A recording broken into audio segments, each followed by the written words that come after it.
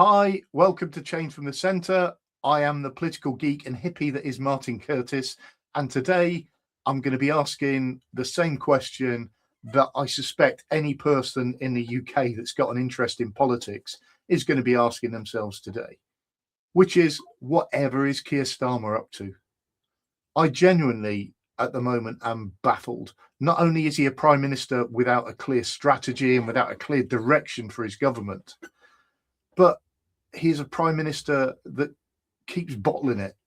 And yesterday, he was responsible for what the press are calling his 15th U-turn since he came into office.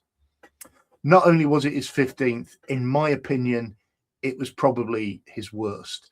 I'm talking, of course, about the decision to restore elections at those councils where he'd previously said they could cancel their local government elections so that basically they could focus on what is a very important task, which is local government reorganization.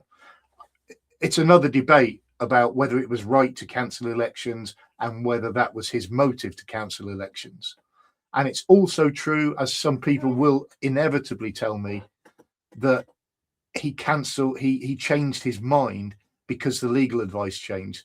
I don't buy that. Either his legal advice was wrong the first time, which is something he needs to deal with, or that is just something that he's put up there because he's become and come under so much pressure.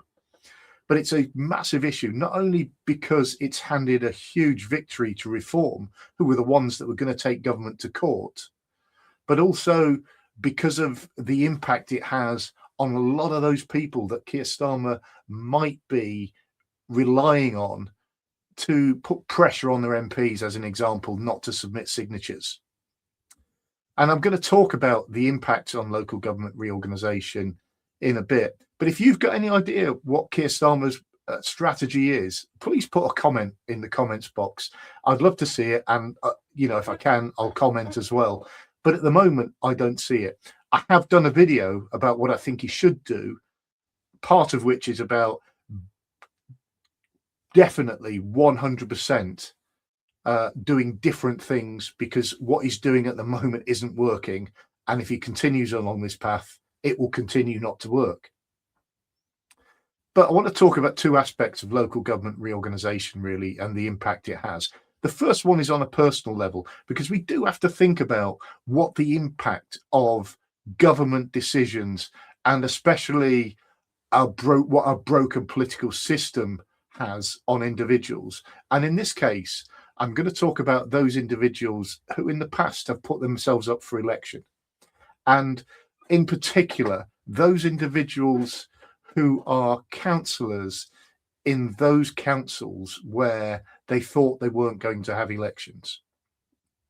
Whatever the rights and wrongs of that decision, let's set that aside. Let's just say this. If you are especially a senior councillor or a leader in a council where you thought your elections were going to be postponed, then you will or may have made career decisions based on the fact that you'd got a year's stay of execution. If you're in a seat that you think you're going to lose, then by now you would have been out there looking for a job. You may have already made an announcement to say, I'm not standing in this election, which gives your party the chance to find another candidate and all those things.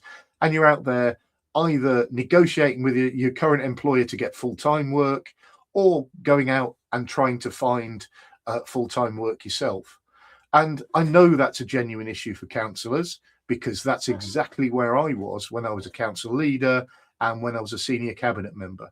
And indeed, when I made the decision to stand down as leader of, it was Cambridgeshire County Council, I made that decision without a job to walk into, and potentially with me completely losing my income as a result. That's fine. I made that decision. I'm a big boy. I can deal with it. But others will have made that decision based on, or made a career decision based on the advice they were getting from government and what government had said. And now they've basically been set back, and their ability to find a job is going to be more and more difficult. Certainly the time they've got to find a job has been set back somewhat. And so from that personal level, this is a bad decision by Keir Starmer, and this reversal is a terrible decision. But it's a terrible decision for lots of other reasons. We've got a Gorton and Denton by-election coming up at the moment. We've also got elections, obviously, in May, and we're going to have effectively two sets of elections. One are going to be the elections in councils that had said they want their elections to go ahead, whatever, and irrespective of local government reorganisation. You're also going to have elections in those councils where they cancelled the elections and then the government has made them restore them again. Now, you could argue there are some councils that have got elections who aren't going through local government reorganisation. You're absolutely right. That's fine. Let's not worry about that. But those councils where elections have been restored, the whole campaign is basically going to be about your councillor chose to cancel elections, your council chose to cancel democracy, and we as reform candidates fought and managed to get democracy restored in your area. And the whole campaign is basically going to be fought with elections going through doors with that message.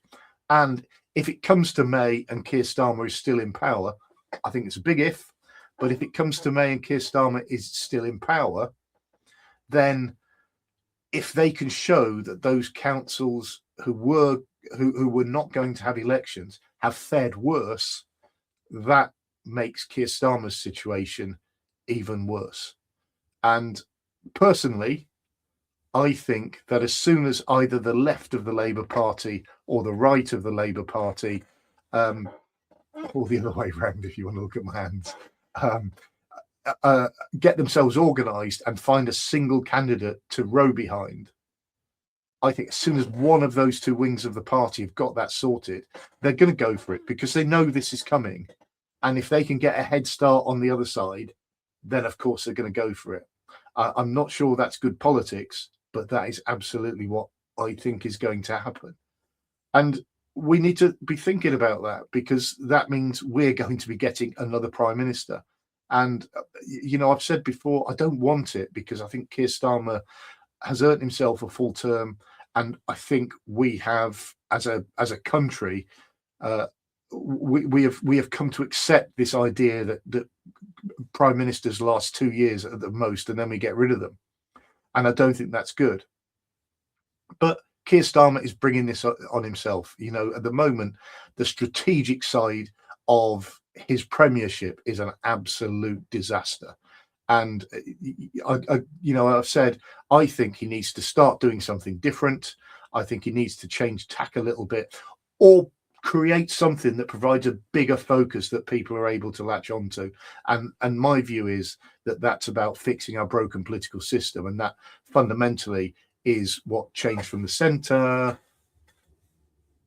that there is about. Is that, and I'll link to the video where I talked about this in the description. So if you've liked that, if you like this video, please like it. Please go off and have a quick look at that one as well.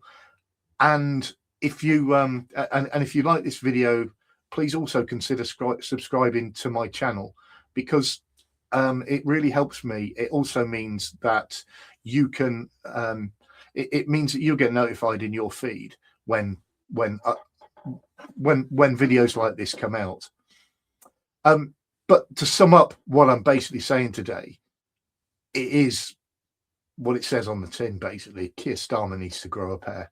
He needs to wake up, smell the coffee, and realise that whatever his approach is now is not working. And I hope that is fundamentally behind what he's doing to rebuild his team in number 10. Once again, thank you very much for watching and listening to this video. I really appreciate it, and I look forward to seeing you again soon.